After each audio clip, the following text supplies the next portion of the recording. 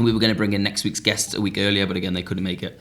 And then we came up with, I'm eating beard hair. All right. I hope it's beard hair. Oh, God. Everybody listen to Off the Stage podcast, you I forget that's his thing. Yeah, I fucking love that. Right.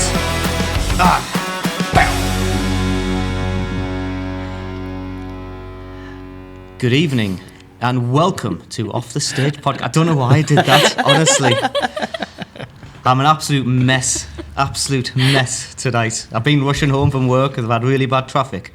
I've forgotten my mic. I've forgotten the charger thing on there. Luckily, I had some spare batteries in my spare guitar case that I only brought because we're going to be doing a thing later on tonight. It's fate. It was fate, wasn't it? It's meant to be. Yeah, it's meant to be. Aye, so yeah, we're back at the ISIS pub. Yeah. Upstairs. We're Pints. And this week's guest is Conor Michael and James Berry. Yeah.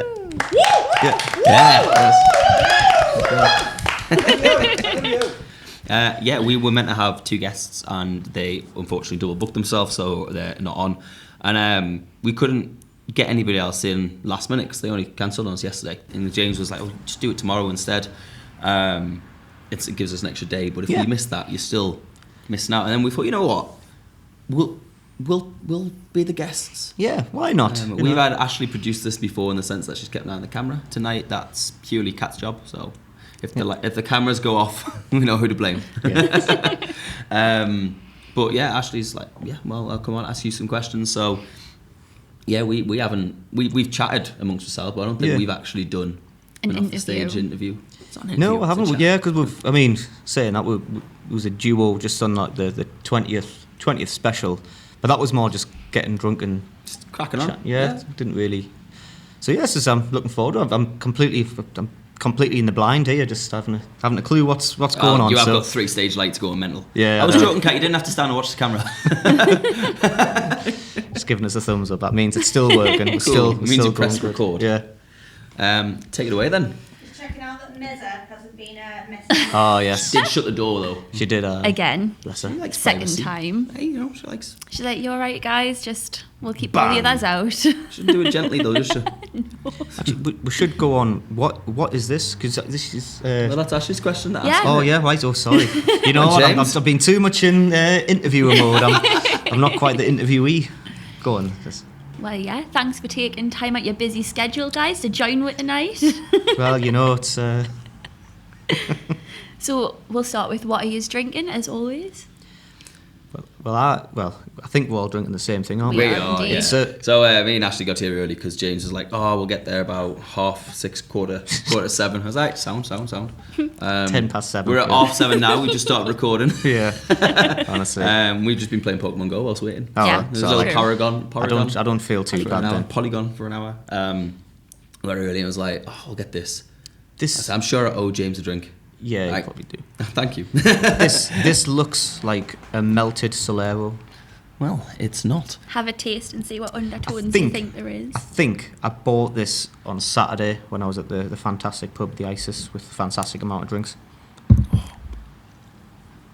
Well, it is a sour. It is. That just hit me That there. is, yeah. When I trialled it downstairs, I'd recently just had a chewing gum, so it was a bit like fresh. Yeah, I think It's not white sour though. That. It's really good. Oh, I can feel my tongue going like. it's Toxic It's got to waste. be the Vault Brewery, isn't it? It's that. I don't know what it the was Vault. called. It's Lucky called the Vault. Star or Can you something guess it was what flavour called. it is though? It's the only thing I remember. Ordered it an hour ago, James. It's like a mango, innit? It's not. It's coconut. Coconuts. Oh, look at Coconut undertone. It does have like a mango twang to it. It does, though. and You're I right look about the I Solero look at thing. the colour. It's like the colours. Yeah. Like it's not. Certainly doesn't look like a coconut. I think you're spot on with it. It looks like a melted Solero. Yeah, it is. I It's don't great. want to break your heart, James, but we were going to get you a Fruity, and they said they've ran out. Yeah, they didn't Oh, have they any. did. No, they did on Saturday, and I was It like, was you, wasn't it? Yeah. It's James's fault, that's why. No, Fair enough, we had they the were- last draft. They were sold out on Saturday, so I didn't even get my Fruity. Oh. Shouldn't be no. advertising your favourite drinks. I know, honestly. That's why we only advertise water. Tell you what, Come and drink as much as you like. this is where the new soundbar. It's the new soundbar I've got a new thing on my phone. I haven't got any sounds on it yet, but it's got loads of different sounds instead of just the 4. But this would be like, I'd have like Imagine a if sad... you walked into like a new shop and they're like, We've got nothing in we've yet. got nothing yet, but we are a new shop. And they Yeah. go, right? Yeah, that's basically what I've just said. I do So you can have realise a look that. at the air within Look the at the shop. empty shelves. They will be full one day, right? I'm just giving the audience like a preemptive when they start hearing loads of random peek. random sounds. I've got a new song coming out next year. Haven't read it yet, Yeah. but it's coming out next Coming year. out, aye. It's a lie. I wrote all of them. For enough for about 3, yeah, never mind just next. Yeah, but I've got enough to cover January at like a high level. Yeah. That's One for about every it. day of January. I'm trying to build mine up. What I'm wanting to do is just record loads, and then just it's like a momentum thing, where it's just you record as much as you can. Don't release anything. Don't do anything. And then when you're ready to release, like you've got like 3-4 albums worth, you just non-stop just hammering it. And people are like, whoa, he's released like 3 albums in a year. That's absolutely brilliant. It's like, well, you know, although I haven't done anything for like 8 years, I've done, you know. I nearly did that. Yeah. 'Cause Very, obviously, very nearly. When the first album came out, I had the second album ready to get mixed and mastered, and then instead of releasing that, I just took home, redid it professionally, Yeah. produced that as a single, and then when it nearly became, like when that was out, I got the new mix back for the next single, and I just went, what if we make this a different project to just releasing a single? Yeah. So I've got something for next year, but I'm sure we'll discuss. That's the ultimate debate, isn't it? What do you do? Do you do quantity or I quality? really like the song I produced. Like Yeah. the song, it's lush. Because but it's there forever, isn't it? And it's like that's kind of the art. I mean, it's a very obviously- different drop to the one I just You released, so I need a middle yeah. ground. I think You- we mentioned that the other week. Yeah, you're never gonna get a sound that's better than like doing it in a professional studio. But obviously, the amount of studio, like how much it costs, you could never keep up the momentum of constantly releasing something and spending like it costs like 400 quid for an average. Depends Yeah. where you go, doesn't it? Yeah, But for a depends on- good like Blast Studio, for example, It's fantastic, which is where Home was recorded, Reckon Yeah. and Blast. yeah. They do different rates because they've got 2 rooms. So I recorded Home in the solo one. Oh, Ironically, I recorded the next song in the big room because it was the acoustics. It was like an acoustic Yeah. kind of guitar thing with, and he was like, "Oh, I think we could do a bit of piano on this." I was like, "All right." I was like, "Do you play piano?" Nope. So I actually ended up playing piano on the track. It did And I'm all like, right because I asked you that. I was like, because you sent us the thing. I was like, did you? Was that like a MIDI thing? Yours was a proper piano. I was like, oh, Yeah, I had no idea what I was doing. I was just, Alright. I guess these sound right. Ah, well, I mean, the producer, and he did say, like, this is how to do it. And I was like, okay, I got this. It's a great thing about piano, though, isn't it? It's like, but Elizabethtown did their EP at Blast as well. Yeah. Be But in the they- same room. Yeah, they just did it all live because Scott was like, did a Beatles one day wonder. Just let's just get it done and He just didn't want to pay for the extra days. that's Let's exactly get it right. Yeah, yeah. So don't blame him, to be fair. It just doesn't surprise us. No. Yes, he's back soon. Yes, Boxing he Day. is. Boxing Day, He is, yeah. I don't think it's been 100% confirmed, but if there is any Elizabethtown fans out there, keep your eye out for the 28th of December. Yeah. 29th. Is it changed now? Well, it's partially my fault. Because I said I was free a particular James day. man. Best update me calendar. And I was Fine, like, I've got nothing on the 29th. I was kind of like, how set are we on the 28th? But to be fair, right, I think I'm Is in it the right. definitely the 29th though? It'll be Because the Thursday. venue they're doing it yeah. is very, very popular for student night. Well, There's DJ there. well, here's the thing. I shouldn't be disclosing all this But information. we're not should I? going to specify stuff. But there might potentially be a change of venue. That's the. Ah, right, okay. So it's not wasn't it was because what I thought when Scott originally mentioned it was that everything's been done and dusted, booked, but then there's a bit of hum and hawing, and yeah, long story short, we're gonna do something, we just don't know what it is yet. Cool. Well, keep me in the So, loop I'll because keep I us- hear there is a fantastic support act. and as far as he was aware, that was the 28th of December. No, that was my. I generally thought. I was like, yeah, 20th, Wednesday. Yeah, no problem. Then what I should have done was what I usually do is check my diary and think, oh no, I'm not busy then. But what I didn't do is go, oh yeah, it's no problem, I can do that, and just not bother checking my diary. Fair 'cause enough. That's the kind of person I Do you reckon am. we could do like a little off the stage podcast thing with that and just be like recording, not think so so. much the show, but getting the band on and be like, right, what you're looking forward to, which song you reckon, and at the end be like, right, Before and after. yeah, like just a First little thoughts and bonus. afterthoughts. Yeah, absolutely. Because we got something like that in January, to be fair. Yeah. Still to be confirmed, but Is that? Did Yes. I agree to that? you know what? Yeah. Yeah. Did I? Yeah, Right. because it's something you're really excited for. Oh yeah. Yeah. Okay, Yeah. yeah. honestly, I've had so much James. people. I'm not even joking. Like, I've had so many people asking us like dates for gigs and stuff like that, and I've just said like, aye. Yes. And then January, I'm going to go into Right. the venue tomorrow because I've got to drop some. Yeah. post stuff for Oh the yeah, buildings. that's And yeah. I That speak was with just them and be today like, you were right, talking we're gonna- about, weren't you? Yeah. See, it's you've been like, oh, can you do? Do you know this? You've been doing like 3 or I 4 have. different. I have. I'm getting mixed up with the ones that I can do and ones I can't. Before we get Ashley to take over with some questions. Yes. Yeah, 1st of April. 1st of April. That one's going to get announced soon, but Yes. I've accidentally started going on a UK tour. Yeah, he's done all right. It's just out of nowhere. Which we'll talk about at the end. Yeah. Okay. Right, take it away, Ash. We've I'm gonna. Taken I'll how just many leave. we're 12 minutes in. That's all right. You got 8 minutes to fill out 20 questions. This is a big part 1 and part It 3, by is. the way. Peyton decided to get in on it whilst I Oh, was sat brilliant. prepping it. So Peyton was like, "Can I ask some questions?" Oh, brilliant. Peyton being I think I Ashley's only 7-year-old kept like daughter. 2 of them Yes. because a lot of them were just really random. What would you do if you snapped a string during a gig? Carry Same on thing I playing. always do. Go, oopsie daisy. What if you snapped all of them? Peyton, I've snapped 8 out of 6 strings. Yeah, What? basically. She was like literally counting the strings on my guitar, wasn't she, to 6. see if there was 6. Yeah, well, I've snapped the D and G twice. That's good, like it's like Sesame Street. 1 string. 2 string. I'm just getting the Family Guy reference. 3 nipple. Sorry, Ashley, take it away. Yeah. So, we'll start with what first inspired you to learn or start music. Depression. I know your answer. Long story short, I was just in a bad state, and I'd for a while said I want to learn guitar. My friend Kieran bought us an acoustic guitar. It's all right. Do that New Year's resolution. Bought us that in July, and then I got to December, and I was like, just can't be bothered doing like going out and stuff. So I never did.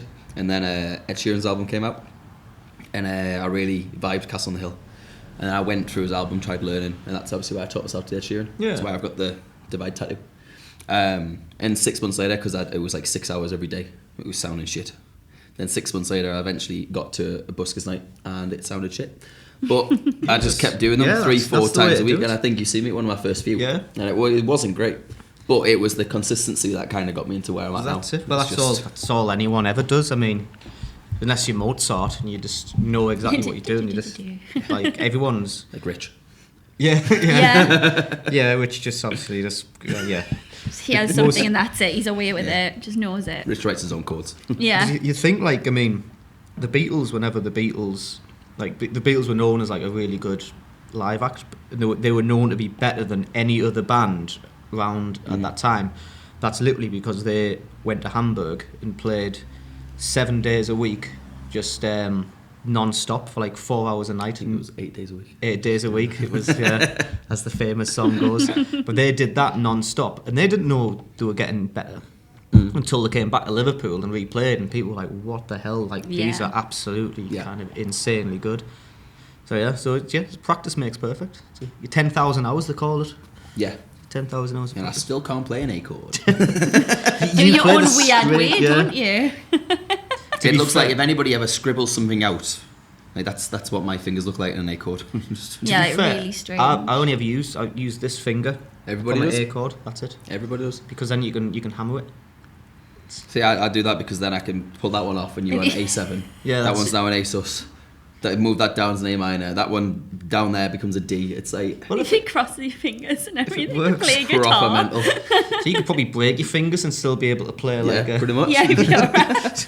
Just playing A chords. Yeah. If anybody ever sees any of my shows and you notice my fingers, it's an A chord. Yeah. Or a B if I'm on capo 2. Yeah. So James, what inspired you to start? It was a long time ago. In a galaxy far, far away. I started. It was from school. they were advertising guitar lessons. I was like, oh, I fancy that. So I asked my mum, can I get a guitar? I was like, you better keep at it, because it was 30 quid from the Argos sale. My mum never really had, we never really had much money. We had enough, we never went starving or anything like that, but we didn't really have, we used to go down the beach every single day, during the summer. Used to get a loaf of bread from the supermarket. We used to buy just one portion of chips between 7 of us. Yeah. We used to have chip buddies. So you would say you got a loaf of bread from the beach? No. Just, we're Just not go down the that. beach, get the bread from the sea. See what else washed up this morning. Lovely seaweed flavoured. Free salt.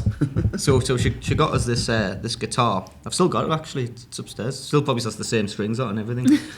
But I learned from there. But the problem was that I quite liked it. It was okay at first because I got to leave early some lessons and stuff like that, So I quite liked it there, but it was very formal. Twisting my neck. Yes, James. Yeah. It was very formal. So a lot of the stuff you learned it wasn't like strumming. It was used to play a song called Little Bird, and then Jingle Bells was the big hit. I used to play at Christmas time.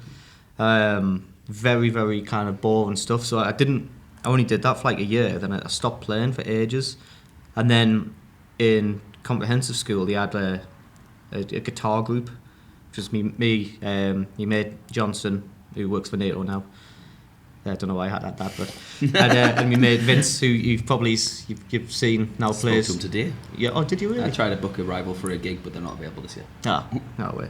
I played with him, and we played. It was Gary Dunn, or Gary Fun, he liked to be called. He was the bassist in the Toy Dolls, and that kind of what he used to say was oh, any song you fancied, let us know, and I'll teach you it. I was like, oh, sweet. So it's loads of Weezer songs and stuff like that. I was into Papa Roach. That was telling us all these songs. I was like, this is flipping mint. So I just carried it on from there until college, when I started to get into, because I never used to sing. I used to just play the guitar. I started getting into Bob Dylan, and Bob Dylan kind of inspired us to sing and write music. So I was like, well, if Bob Dylan can do it, then I can. If he can sing. I remember the moment I thought, you know what, I'm going to give this singing a go. I was listening on my little not iPod. It was the little MP3. The little players. MP3 one. Was it the red one? Yeah. No, it was a tiny little one. It was 512 megabytes. Was it the USB stick one? Yeah, it was really where it had the blue screen and the black right. And you could only have you had 2 songs. Yeah, there's 10 songs on there. And one of them was Bob Dylan playing live at the Albert Hall, like a Rolling Stone, and just the energy that came off there. He just shouting it. I was like, you know what? If he can do that, that sounds flipping class. I'm gonna do it. So yeah, that's where I kind of started, and now I'm here today doing a podcast. Podcasting pints. Yeah, podcasting pints. Love our job. It's all your job is as well. And then the other half of it is going and strumming a guitar and pints. So 2 hours of work. And drumming it. 2 hours of work to sit and have pints with your mates. Yeah. Sometimes we sit in studios. Yeah. Yeah. And have pints. With your mates. We listen to music and have pints. I think it's one of the only jobs these days you can actually drink, and it's beneficial to kind of actually get a little bit drunk. It actually helps you with Stand-up comedy. Stand-up comedy, yeah. Airplane pilots. Oh yeah. Oh, What else? Who else drinks for a living? Apart from alcoholics. Who? People who play darts. Yeah. Darts players, True. yeah. Although do they get better when they're drunk? That's the... It that's a gets good more point. Gotta dangerous. stay Yeah, it gets more dangerous. Whereas when we make a mistake live, it's just jazzy. Yeah, that's Just jazzy. Jazzy. Too jazzy. I think pints help you though, when you're playing. That sounds completely alcoholic. I really do. It does, yeah. But you've got to show that you're having a good time. You're one of the audience kind of thing. That's always been my... Yeah. Yeah, no. That's You're just putting a bad word in for yourself. Yeah, I know. Little alcoholic James. Trying to make excuses, aren't I? Never mind. See, I don't mind a pint when I'm playing acoustically, but when I've got the loop pedal, I've got a strict no alcohol. Yeah.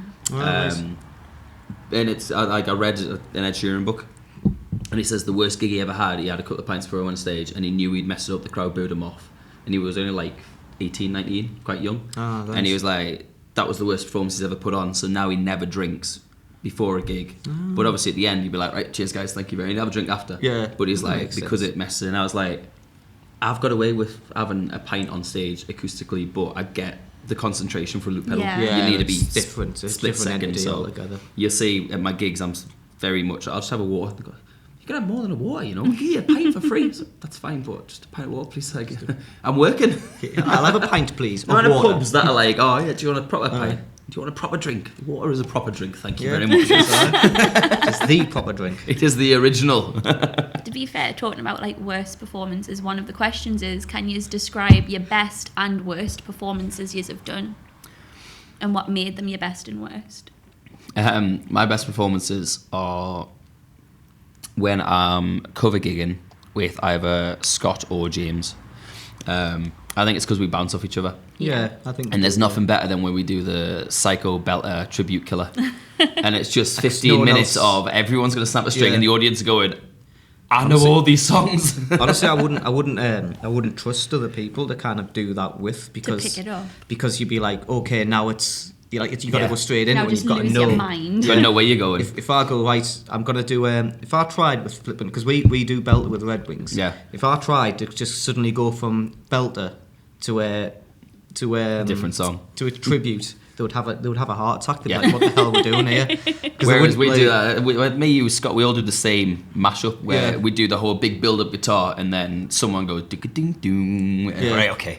Yeah, then just that just flows. You just kind of know, because you do it long enough, you kind of know when to stop Yeah. a song and then start it as well. So, And how to merge them. Yeah, That's quite important. Absolutely. It's like a seamless one, that as well. Though, considering It's there's iconic. 3 songs in it, it's absolutely seamless. The way Yeah. that It's you do it depends on the crowd as well. The crowd are going mental. Yeah. Like, I'm there going, right, we're going to do thunderclaps during this. If they're not that up for it, I'm like, right, some oggy oggies, Yeah. you know. Yucky, yucky. It's normally like during Belt a Psycho Killer where they're kind of like, oh, this is all right. When But you get once tribute, you they go, start like, going mental. absolutely mad just before tribute kicks in, and it's like every single one of your strings is already gone. Yeah. That's when they're like, oh my god! Oh, it's like- they get it's so excited. Proper chaotic. And I've said that, Ashley's like, everyone's like, oh, you always snap strings. It's like, yes. But I kind of take pride in it because I feel like when I've snapped a string, it's not because, oh, I've just hit the guitar. It's like, I've done something to snap the string that's made the stage look Yeah. full of energy. You know what I've started to do? Because I started snapping the odd string. You know what I started to do? Really lightweight plectrums. Yeah, me too. Doesn't work. Oh, right, it will be. That's it's fine. just That's Connor. then- Trust that's us, all it's right got then. nothing to do with the I've dropped my guitars. plectrum weight. I've increased my. I went from 12s to 13s. My fingers are killing. I've done everything.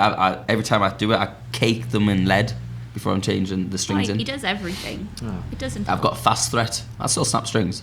Honestly, Rich broke a bass string the other night. Oh, top man. Jeez. The A string. I was like, how the hell did you manage? I was telling Ross, I was like, oh, Rich's broke a string, and he thought I was saying Robson Green. He thought Robson Green's like walked into the venue. He's like, Robson Green. Aye, Rich's broke a string. Robson Green. Because the guy, and I give it to Ross, the guy did look a little bit like Robson Green, who just walked in. Robson and Jerome days. Because he was like, I love Robson Green. So Joe and Mr. Brightside as well. So Yeah, but I think the best gigs come back from it's whatever energy gets built up to it. Yeah. Like you'll see what I'm like even when we're on stage, and I'll get actually do like zombie, and there's a bit of a build up where I do like 4 bars of building the guitar till it gets like manic, and the crowd start going, oh, what the fuck? And it's just that extra kind of because Yeah. you see an acoustic guitar and you think, oh, he's going to sit in the corner, play a couple of Wonderwall songs, and then we come up on stage and everyone's like, how's he playing guitar? And he's playing the drums, but there's 2 guitars on stage, and we're like, we got a different sound out of this, and we get booked for a lot of duos because it's like it's a very different duo. It's not Yeah, just you get a lot of duos who's like a singer and a guitarist, and we're like, well, that's It's a bit 2 of of a them waste, combined, yeah. mixed into some sort of energy. Yeah. Like we famously play at like Filthies and Points when it's cover gigs and stuff. And you get loads of people who do that as well, but I feel like we treat it more like a Glastonbury. Like you've got a crowd it's out. It's like a for nightclub it. crowd that are out for live Yeah. music, and you've got to get them riled up. Yeah. I love a good gig after match day as well. Even though I'm not a Newcastle fan, you chuck in Hey Jude, and you've got them all going mental straight away. Yeah, Sound especially bender songs, and nowadays because it's mainly Newcastle and they're mainly winning. Yeah, so they're usually in good news. So it's like yeah.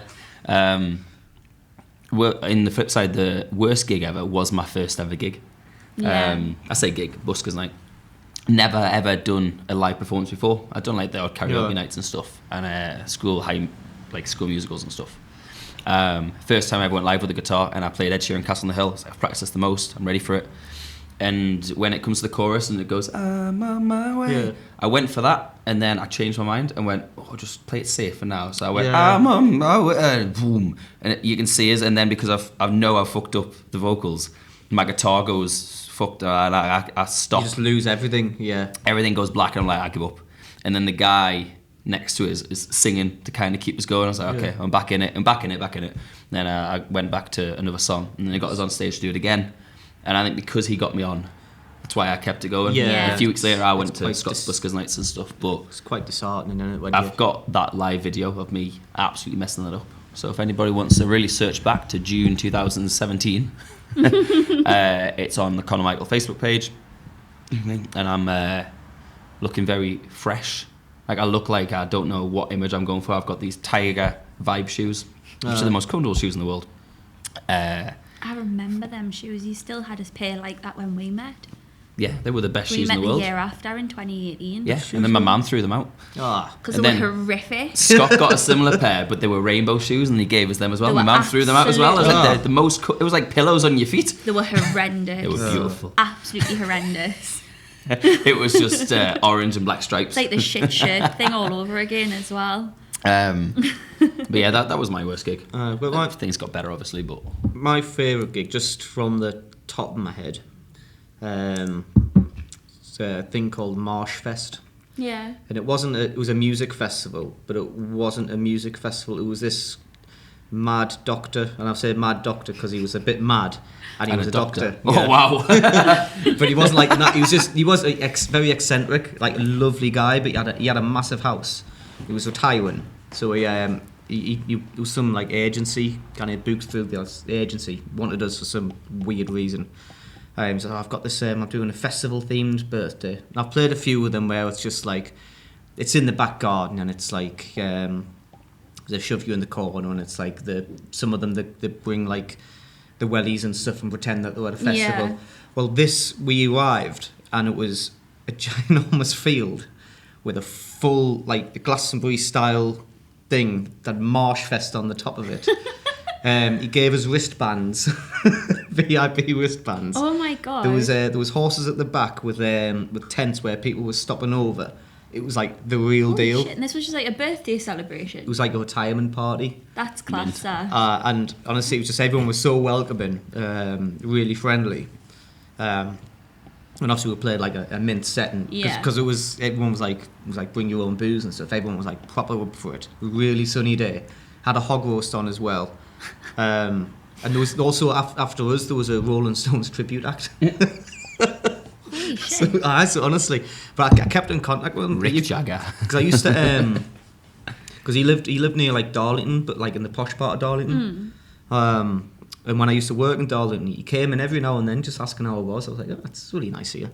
But I distinctly remember him just wearing like Hawaiian shirts and shit like that. Just like, I loved Mr. Marsh. He actually he invited us back to his daughter's engagement party, but we were unavailable, so I was a bit gutted by that. He was like, well, we're doing a Marshfest too, and I want you to headline this time. I'm like, can't, Marsh, I'm sorry. It's like a proper vibe thing though. But he was mint though. That's just from that kind of experience. Worst gig, it wasn't necessarily a gig where it was like I played particularly bad. I just remember being incredibly ill.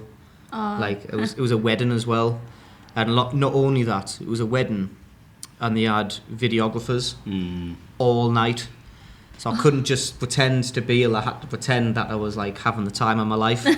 And when you kind of, because I was so bad, I shouldn't have played it, to be honest. But you can't let down people at the wedding for last. Like so I battled on. I had like loads of painkillers, and I was just kind of like really trying to keep a brave face. And when you're already feeling ill and you've got to try and smile and be energetic, it just kills you even more. I remember driving home, and it wasn't even in like my new car. It was in my old Clio, 2004 Clio, and it was really uncomfortable because the windows didn't work, and the engine always overheated, so I had to blast the heating Jesus. just to keep it cool so it didn't run down. And I was like, I felt like a zombie, just like salivating, just like trying to just concentrating as getting home. Yeah. It was awful. After that, I can't remember any. I mean, I'm not trying to gloat. I can't remember any like proper bad gigs I've had. Just the ones like the Grindon Club where you just don't get any reaction from the audience. It's just Workmen's clubs. Yeah, that was probably the worst. But it was, again, I don't think it was necessarily. I played like bad gigs where I thought I played absolutely awful, but the crowd just hasn't really cared. So it's kind of like it's balanced it out. Yeah. But yeah, it's usually just. Yeah, I've had bad experiences like that. Yeah. I've never been that ill before playing a gig, and I don't think I'll ever do that again. Unless it was at a wedding and I had no other choice but to... It's like you when I drove you to... I think I started it was a couple COVID. of years ago. It was the the winter before before COVID. So COVID kicked in about February, March, and this is about December. Yeah. And I was just dying. Couldn't move, and I was trying to He had cancel turned the down botanist gigs for bookers. over a week because he was that ill, and that's something coming from him. Yeah, Do you think that was COVID, really? possibly. It but, could have It been. was before, it was before the COVID thing. before wasn't it? I the remember you first one saying was that. announced. I'll let you tell that. I'm sure And- you would have told us this one before. Yeah, and It was minging. I tried to cancel with the botanist. I was like, look, I need somebody else to do this. I cannot physically do the gig. And they're like, well, it's too short notice. Yeah. You can't say So he's like, Ashley, can you drive us to the Right, botanist? okay, actually, I can't physically drive, I can drive as the botanist. So I just sat down, played for 3 hours. I was like, right, we got away with this. Sit, detune the guitar, we were sound. Whilst Then we're I in the car on the way to the botanist is when you got the message. Then I got a message saying, can you do Sandancer in South Shields? And I was like, I'm already out the house. Jesus, Ashley, man. can you drive it? Literally, we're in the car. I'd picked him up. I drove from South Shields to Whitley Bay to pick him up. And halfway to Newcastle from Whitley Bay, he was like, do you fancy the Sandancer after the botanist? I was like, are you joking? And he was like, no, I'm serious. And I was Again, like, I was sat in the chair, paralytic. Fancy My eyes the started Sandancer. leaking. I was like, you're falling to pieces. And literally halfway through his set at the Sandancer, I just seen something drip from his eye. Beautiful. It's And then it disgusting. cured, and Scott and Ash were watching. I was like, look. And then And the other eye went. I was just on death's door. it was horrible. I got to the point where I had like crowd members were trying to like heckle, and I was just like, oh shit. They're like, I was like, this is gonna be my last song of the night. I'm gonna play A-Team Ed Sheeran because it's the one I played first. Blah blah. blah. And this guy went, you have to finish on Valerie. I was like, watch how much I don't finish on Valerie. That was horrific. That I was just sat there and I was like, oh my god. So yeah, death's door. Pretty much had COVID, and I Yeah. packed in 2 gigs. Because it was like, what, 3 months later is when it was like, you're not allowed out the house anymore. So why not? I've already gigged with COVID. That's determination for you, that though. It's It was horrific. I What don't a like witness. turning down gigs though. No, you know what I I'm don't like. like if, that if either. I've got less than 11 gigs that week, I feel like I haven't worked enough. It's true. So what When- would you say your proudest accomplishments are as musicians? Jesus. What are you most proud of everything you've done? I don't know. See, I'll tell you what it is. Winning Wedding Band of the Year, 2017. I think that was the time where I was like, Did you just join Red Wings at the time? I joined like a Fly. year before. Because it was always between like It was a you and couple Will, years. wasn't it? Who was Yeah. like, alternate. I became Fight be- to the death. yeah, Pretty much, I yeah. became more the more permanent member, and it was then those gigs, the people who nominated us, there was the weddings I was playing at. Ah. Then Scott was So like, Will, you're not as good as Yeah, James. well, that's Ooh, what they cat's say. out of the bag. But Scott was like, you know, we've never had like a opportunity like this before, Yeah. and it was like it's no coincidence that you joined the band. It's like, I mean, Will's a better guitar player than me. I'll tell you that now. But he's not technically an award-winning guitar player. Well, it was just, well, to be fair, I think it was just because a lot of the songs that I added just added a little bit of a new dimension. I'm obviously more of like I like my upbeat songs, and I kind of knew because we were quite getting quite popular with Yellowstone as a wedding band. so I was incorporating a few of those kind of ideas into Red Wings, and I kind of like it'll almost create like some hybrid supergroup kind of thing. That's what I like to tell myself anyway. I guess that Yellow Redstone. yeah, Yellow Wings. I don't know. Apart from that, I don't think I've achieved anything. Got really thinking there, haven't you? Yeah. Yeah. So, This is other than probably that, one of those I haven't done moments. anything with my I life. feel like I've This just is- ruined James. I need this to is go a- home like shit. This is the thing where I've thought I've done. You know, I do so many side projects, so many different things, so many hobbies, and I It's think. all music related, Kat. He's not just saying the wedding doesn't No, count. I'm not talking about you. I'm not talking about. See, my wife's now looking at us like my biggest achievement. We're talking about music, not. Of course, you. Yeah. All those side projects. No, I don't think I've done. I think I like what I like to do is I like to try and help people achieve things. You're like that Jesus, aren't you? Yeah, that I couldn't. Especially the young ones. I'd love to help young ones now try and achieve stuff at the age I was when I didn't achieve those things. And I hope this kind of podcast will help that. I mean, hopefully my best days ahead of us. You know, you're never too young, are you? Never too old. Never too old. See, this is why I haven't achieved anything. Sometimes, James, you can be a bit too young. Yeah. God. Oh yeah. Okay. There is such a thing as too young. Yeah, this is... Yeah, I don't think. Apart from that, like I've done other random stuff. I feel like personal achievements, but I don't think they're anything to shout about on the grand scale of things. I think personal achievements are like better sometimes than, because if you feel like yourself personally you've achieved something that you're genuinely proud of, even if it's not like out there, I think sometimes that's a bit 'Cause I better. was- Yeah, so I was- Red Wings winning an award is as good as the band is. Normally, the person that gets the most credit tends to be the front man. Yeah. And he fucked off to America. Peace if you're listening, though, Scott. But yeah, so I guess in that. Whereas that being aspect- able to put like a band last minute together to do an originals gig, that was and to sound mint was like you could have walked off that stage going, "Fucking nailed that," you know, like I'd say personal some of your music original achievements. songs as well, Yeah. something to be really proud of. Yeah. Like lyrically and everything. Yeah, I guess so. I'm so sorry, Jim, if you had broken. I know we are. You're more than just Red Wings. You're the best damn folk rock band out of Fulham. I know, you're goddamn right we are. We just haven't even started yet. That's the thing. No, I guess the other thing was I Big guess, Nelly booked. building Yellowstone, which was with me mate Vince, who's in the band, because we built that from scratch, and we did really well with it. Like we built it up to a really good standard, and it was our thing. We still do the odd gig even there, but Yeah. but no, that was a good achievement, I guess. Yeah, I'll say that. Yeah. I'm so sorry. So it's just you know what, it puts things in perspective of things that I need to concentrate on, because I know what I need to do. I kind of know now how to do it from meeting other people, asking different questions. Yeah. So just watch this space. Watch this space. Yeah. Anyway, on to you. What's your greatest achievement? I'm gonna sound big-headed, but I've got a few to choose from. Not to kick you while you're down, James, or anything like that, but This is the difference between optimism and pessimism. It's just like it's the mind coming like it's alive. like that is literally the foundation of our relationship is optimism. Yeah, but in terms of like, I mean, how long have you been in music for? Since Like the day you started picking up that guitar. my first ever gig, I'll say my first Okay. ever gig, I was 18, and it was actually at the ISIS. Cool. It was actually at the ISIS pub. Big you too. That's Before it was really renovated. cool. Yeah, How old are you now? 34.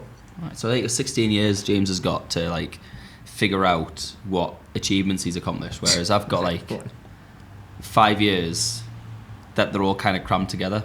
But that's because you put a lot of pressure on yourself. And like, I'm so All the old time. getting into music. I need to do everything right now. Absolutely. So like James has got like loads of proud moments from even when he was like 18, 19 that he's probably not even thought about to put in the podcast. Yeah, I probably Whereas forgot I'm them, like- to be fair, I got such a shit memory. Like obviously I did the chart challenge, and that's in November. That was only 3 months ago. So like, as much as that was a good achievement, it wasn't quite first. So it doesn't count. Technically second though. Yeah. When the same It was the person, second artist. when the same person takes one and like was the first second and highest second artist spot, in the you're charts, technically yes. second. I mean, I've wrote a few songs. I wrote a song called Time Machine, which I've released like 3 times now, and it just got better. The first one was the acoustic version, and I think I re-released it as the acoustic version again. And then it's now a bit more changed with Rich playing piano and Jens on violin. Yeah. It's basically Elizabethtown covering it, but without Scott. Because he ran off to America. Just mini Scott instead. Pretty much. Tall Scott. And it was like maybe like the 4th, 5th song I ever wrote, and it got an official 5-star in a songwriting I competition. remember that. Robots only got 4 stars, but Time Machine was an official 5-star. But without being corny, I think my biggest achievement is like I didn't have any musical talent. I didn't have any musical people in the family. Yeah. Like there's everyone. Oh, is your dad a musician? No, he's night manager at Tesco. Does well. Oh, what about your mum? No, she works for like Age UK. Grandparents? No. It was my granddad was like a joiner. My granddad was a bus driver, and like it was just like I say bus driver. Digger driver, bus driver. He drove a vehicle. He drove something. Like I've got no, and then it was just a case of I've just YouTubes and apps, and I think being able to teach myself guitar, in probably in the short space of time that it was done, that was more so the achievement. Like anybody can teach themselves guitar. Like Ashley's doing it now. It's just taking a little bit longer because she's like, it doesn't sound right. I am getting there though, especially Absolutely. with Zombie. Yeah. Like, Zombie's definitely Absolutely it's nailing chord it. progression. You'll find if you keep doing it and you get really frustrated and you're like, fuck's sake, you just keep doing it. And then you take like a break for like a couple of days. And you then come back to it and you've got it for no reason. Then you'll find you're like, how the hell did I know that? Yeah. It just honestly it just happens. It's like it's not you think it's like you know in The Sims when it's like loading. Yeah. It's not like that. It's like there and then it's like there. It just changes straight away. It's weird. What was the other song that you were teaching us? Damien Rice. Yeah, Coconut Skins. Yeah. It's 2 chords and 3 bass notes. Yeah. It's a do. So I was just practicing like going through the kind of steps of it, but yeah, he's an alright teacher. So I'm not. But I think my ability to grasp it was my biggest achievement. Yeah, that's I know good. why. I think I would call that an achievement. Yeah. 100%. I always say it to him because like, he puts a lot of pressure on himself. Yeah. He's really bad for putting pressure on himself. And he'll be like, I was too old when I started, and that's why he's always like hammering stuff out. He's like, I've got to catch up and like My make theory up for is the time that he I didn't. taught myself guitar when I was 23. Yeah. And Ed it's like, Sheeran was signed at 21, Sam Fender was signed Yeah. at 22, Lewis Puts Capaldi was so signed much at 20. pressure on yourself. And it's like all the big names, once you're too old, they don't care. It's just that kind of like, I constantly say it to him, I'm catch-up like, shift. what you have to think is most of those people as well were taught guitar and they did it for a long time. They did busking, they did all sorts at a really young age. And, he spent 6 months locked in his bedroom and came out and started gigging. And and also you got to remember that their parents were incredibly rich and they didn't need to get Yeah. a full-time rich job. and or talented. Yeah. So he could just swan off to London and follow his dream, and he knew that Mommy and Daddy will be able to Yeah. to help him. It's- Which I mean doesn't take away from his talents. It Oh, just not at means all. that he's been able to Less sacrifice. to just practice non-stop. He and had just, everything there to Yeah. make it. Yeah, exactly. And not everyone gets that, which is why a lot of indie artists do give themselves a hard time, and it's like you can't. It's like unless you've got that foundation of like being able to just do it full time without worrying about bills or mortgage or anything like that, it's so much harder. So yeah, don't give yourself too much of a hard time. I would say Fly. that's Got it. definitely like Yeah. something to be so proud of. So That's my achievement. yeah. This has been a really long part one. Yeah, I was going It to say. has. Have I you think got any more questions? One more that was from Peyton. Oh, right. I was going to say that would have been a nice way to end it. But Go go on, on then. let's get one What more. would be your dream guitar to play? Ooh, dream guitar. Would that be like a guitar? If you could have any guitar It's got in like the 6 world. strings on it. Absolutely. No, I mean, would it Absolutely. be 18, 19 would it be frets. like a guitar owned by someone or just a guitar? Anything. Because I'm not. Whatever you want. I'm not a techie, so. It's just your Ironically- dream guitar, be it like something owned by Ironically, somebody Scott's else. dream guitar is the one that you've recently purchased. Yeah. Because I was Same looking colour like as as like well, a going isn't it? away present. He wanted like this Gretsch that was black with white. He couldn't find it anywhere. It's called like the Penguin. I was like, I'm gonna try and find that for like a going away present. Generally, so And it's then, probably my And favorite. then Scott guitar, went actually. off to America, and then you turned up with the points one day, like, oh, I've got a new guitar. And I was like, that's what Scott wants. Yeah. He got annoyed at us because I bought it. I'm not surprised. So yeah, probably that guitar, the one I've already got. Yeah. Flipping love it. As a Sheeran fan, obviously my biggest priority when I seen them coming out was getting a Sheeran. And they were very limited, near impossible to find because they didn't come to every shop. They're all handmade. They're very few available. I've already broke one. On the way to break in a second. Yeah, well, I'm on the way to repairing the first. And the first one somehow sounds better, but if I could ever get money to do it, the Loudon version of it, Yeah. and they're a lot more expensive than the Sheerans. Sheeran guitars, feel free to buy them. They range between £800 and £1,000, which is still quite a lot of money. But it's very little compared to how much the Loudon guitars are. Yeah. I think I've got a 90% discount on my guitar. Yeah, it's cheap. But a proper Loudon guitar. Like, I know everything I do goes in the step of Sheeran with the whole loop pedal, the small guitar, etc. Just works for travelling. Yeah. But I think Loudon's like that kind of brand you kind of want to have as an acoustic guitarist. Yeah. Like Martin's very high end. Everybody like loves the Martin guitars, but I think Loudon's just got that special touch in it. Yeah. I think Loudon's mine. Awesome. So mine's the one I've already got, the £200 question, Ricky. That you'll see later on, actually. Is that just because it was the one Scott wanted? That it's the dream guitar? Yes. When you mentioned it, I was like, yeah, that is actually just... I've got two really cool guitars as well that aren't acoustics. They're electrics. And they're both Batman themed. Yeah. I've got my Joker guitar, which Batcaster. Scott made for us. It was a Christmas present, I think, or a birthday present. Christmas. Christmas that I got for my birthday. It was delayed. Yes, because it wasn't finished yet. And it was a Les Paul Epiphone, and he spray painted it purple and green and etched ha-has into it. It's unreal. And then I've got a Batcaster, which is a Fender Stratocaster, but it's got paper mache Batman comic strips all across it. It's so cool. I remember when we picked that We up. did. I was like sat in the It was passenger seat holding unbelievable. it, and I was like, it's so pretty. Yeah. It's amazing. I'll show you that one day. I will love to see it. Yeah. Nice. Shall we Call call that part that one, because is I need a drink. definitely part one. I need a drink to drown my sorrows. Yeah. And I'm proud bro, then James. contemplate the rest of my life. 2023. We'll talk about that. we'll do it. Aye. Plans. Right, okay. Let's yeah. Ta-da. see you in a bit. B for break. Oh, yeah. No, it's not. It's D for drink. Ah.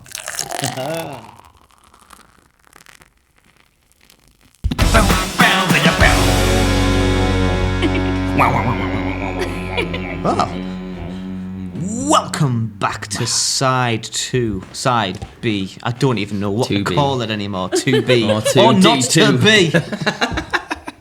To pod or not to pod? Yes.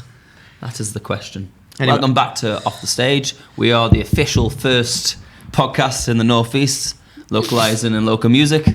There has been many since that are trying to copy us. Just remember we were here first. Yep, just gonna have to leave that out there. Now would have been a good time for you to have your fan. Oh yeah, oh what? got, Yeah, like, a little I've got Japanese a, fan. I've got a snap, like a sassy fan that snaps. I'll have to bring it in next time. Mm-hmm. So whenever I do some sassy kind of like comment, we'll go. But really, what you can do is like that's the other thing. But the fan was more like. Anyway, I'm going off topic here. So Welcome back to Off the Stage, side B. I think we're gonna do. We're not gonna do a side 3. We're gonna do like No, well, just gonna do kinda. the performance. do it. But gonna that's just gonna be- go straight through yeah, it because it was quite a 'cause long first part. Yeah. Thank you for everybody who stuck around though, because surely we must have said something interesting. Yeah. And if not, well, We'll just what else would we say? No one listening. Proper Though. deep dive into yours though, because like Yeah, it each was. question you's had like a lot to say, so it's like a decent deep was, dive into yours actually. as musicians rather than just podcasters. I felt- But it also took us 20 minutes to get to the first question. I felt like that it was a long intro. Quite a therapy session for me actually. You all right? It did me the Feel world good, a yeah? good that. All right, then hit us with your God, scenario. so yes, we do have a scenario, and it took us so long to think of this because I think you've done everything. We've done zombies, we've done music-related stuff, and I was just like, I don't know what to say. So I made this up off the top of my head. Probably not the best, but it's there. It's a difficult answer as well. I know what it is, and I still don't know what the answer is. Okay then. I still not thought of it. So, one of your singles or albums breaks the charts. You start getting radio, Standard. TV interviews, followers increase overnight, everything. You just take off. Like, that's it. You're the next Bob Dylan. Just before you're due to do your first tour date, so the first day of your big worldwide tour, somebody leaks a story to the press, a negative story. It could be a fake story, it could be a true story, Either way, it gets leaked. Some of your fans are not too happy.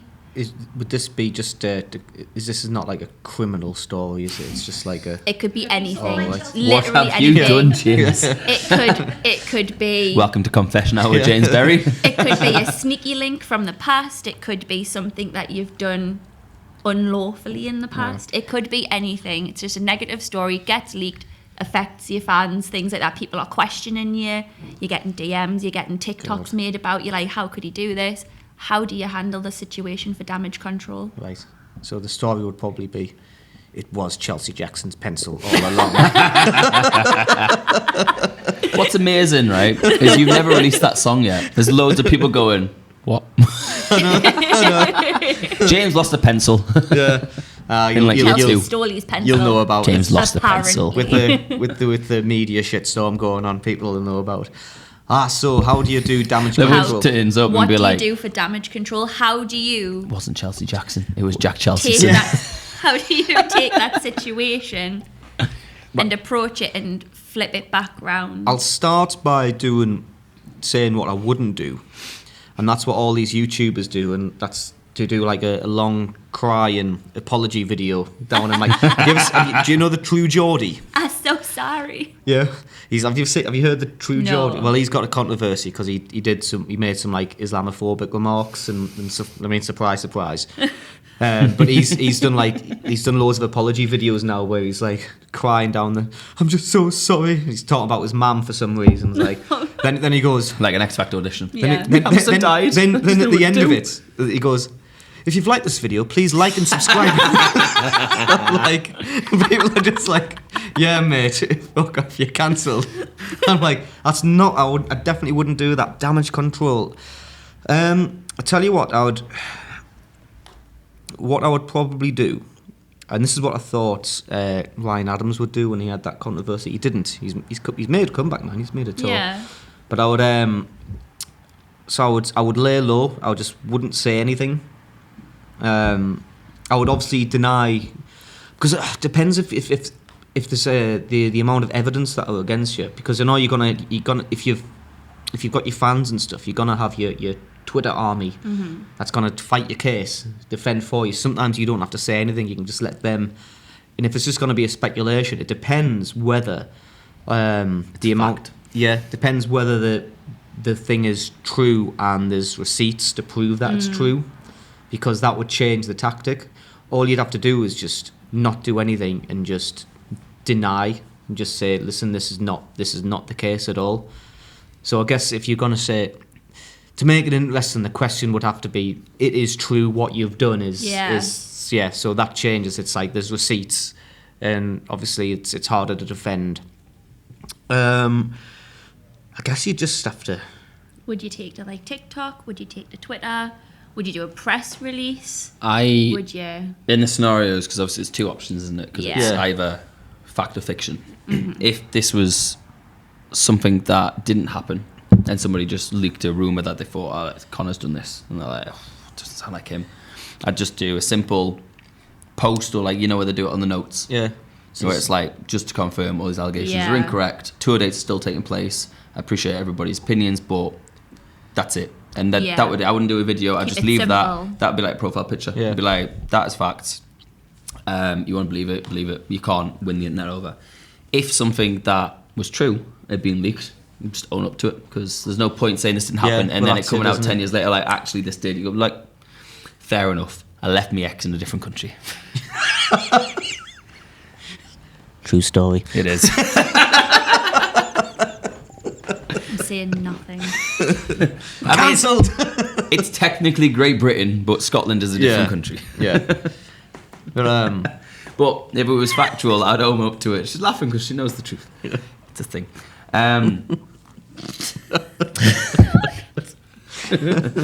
Proper killed us. I thought.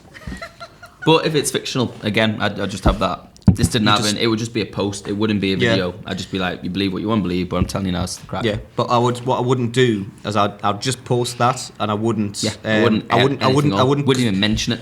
because if if that didn't happen, I'd still be trying to promote and doing the whole TikToks and posting like daily and stuff. Like, I did not do what was allocated. Brackets. Tickets still available in Manchester, Glasgow. Yeah, that's exactly it. Yeah, that's exactly it. And then the next post would be when it gets proved, because obviously everything that doesn't happen does come to light. That you know what, this was a fake allegation. And then I'd have like some kind of meme. You know that dog that looks a bit smug with like. Yeah, I'd have that kind of just me next going to everybody who thought that was me. Just. If it was, because the thing is, if there was something like really controversial and stuff, I would just, it'd be a WWJCD. What would Jimmy Carr do? Oh.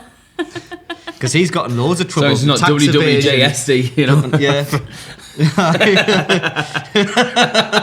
Why do we always? We didn't mention names, just initials. Now then. But there was allegations as well. No, because honestly, Jimmy Carr is like the king of just pushing past any kind of controversy. He makes jokes about. I mean, it was a tax evasion thing first of all. He just jokes about it now. His stand up. And obviously his stand up about the one that got him in real trouble was about the gypsies. It's a good joke. Yes. Yes. Yeah.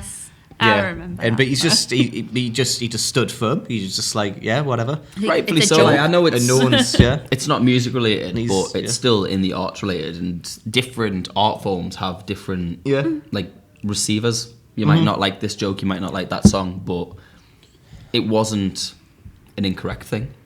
It wasn't like trying to say this is what I believe. He was just making a joke. Which some people took one way, and that's certain forms of comedy, innit? Yeah. And like, you take offence if it's to not it. for you, you don't listen to it. That's simple as. Yeah. Doesn't he have that thing at like the end of almost all of his shows? This is the career ender. Where he's like, right, this is the career ender. Like, Yeah, and he he goes does- I've seen him in live. It's funny. hard. Yeah. Like, He does try and end his own career, which is probably why I think why it's the he's point. so popular. It's because he's got so much money because he doesn't pay tax. It's like Which we all do. Jesus. so he doesn't care if his career ends. Inhaled it exactly the time I was meant to swallow. So we're basically saying we're just owning up with any facts that come out. Yeah, But it's just in your Jimmy Carr. Just own up to it, and it depends how bad. If it's really bad, where it's kind of like investigations by the police kind of shit. Cliff Richard kind of thing. Yeah, well, not because he was innocent from that. He was. I would basically what I do is I would. But just, I'm sure you haven't done anything really bad that would involve that kind of. No. I'm just backing you up here, James. No, but if you I've not, have, now's the time to I have confess not. it. I have not. Well, indeed, no. No, what I'd do if there's something like serious like that, I would go off social media for a year, then I'd release. It's just before your tour, though. I know. Well, I'd have to tour. This kicks off in April and your tour's in June. No. because I'm already. I'm at this point. I've already got quite a few fans. I'd go off social media. I'd spend a year reflecting, and then I'd release a Christian rock album and repent my sins. I'm sorry. Yeah, pretty So much. I'll do a Christian rock sorry. album. I'll say like I've got converted to Featuring Christianity. Usher in Yeah. like My Confessions Part 3. Yeah. My Just- Love Confessions. them And then- songs. Then people will be like, oh, And he he's heard the second learned of his ways. He's all right now. And then I can just do the tour like 3 years later, the tour that was supposed to be, and all will be. Is that what it forgiven. would be called? The tour that was supposed to be? Yeah, the tour that was supposed to be. Yeah, and Don't that's call it. mine, because I was meant to be going to it 2 years ago. That's your tour then? The tour that was And supposed ironically, to be. 3 years later, we'll get Yes. to that. So close to 4 years later. I know, Yeah. right? So close. However, ironically, in the Yes. middle of next year will be 4 years later Yeah. from the EP that was called 4 Years Later. Oh, that's interesting. So there might Yeah. be something in August about that. We'll find out. We'll see. It's definitely going to be, though, isn't it? But yeah, fair enough. Well, 2024 is going to be Excuse me. a 10-year anniversary of my first ever EP, only ever EP. I'm so shit For at now. fucking releasing stuff. For now. Yeah, for Only now, ever aye. EP for It'll be now. my 7-year anniversary. So playing guitar. I'm going to look to re-record that. Yes. So- I was planning that with 4 years later, Yeah. and then I got a That's different good. plan. Yeah. Thing is, a lot of the Ran time out of you write, you find you write better songs, and you look back and you think, oh, maybe I could have done that better, and Ish. Like I said, Time Machine was on the EP 4 years later. It's now also on the album. I Don't Hold Grudges, the And right it's song. also a single, and it's also... Yeah. No, it wasn't. That was It was a Should have single, been. but you had to delete it, didn't you? So that you could put it on the album. It was part of the 4 years later EP, but because the name was the same, I had to take down the EP. So originally it was 4 years later. Yeah. If you go on my Spotify's and everything now, you'll see it's now 4 years later brackets acoustic, because Time Machine then went on the album, but I couldn't have two Time Machines, so I had to have Time Machine brackets acoustic and then Time Machine. It was such Yeah. a big faff on, but so anyway, part 3. Yeah. We're just going to go straight into part Yeah, I we're think just so, gonna skip. because we had a big part 1. Yeah. So we're going to leave the Would You Rather out. You know, it's funny though, because I mean, I'm doing it now, but we kind of say like, oh, we should let the guests talk and stuff like that, but we should try and keep control of the podcast and try and keep it within like a good. We just don't do that at all. It's do when we? it tends No. to be these kinds of episodes Yeah, where it's that's like We just we us started lot. like when we 20 minutes, 30 tops.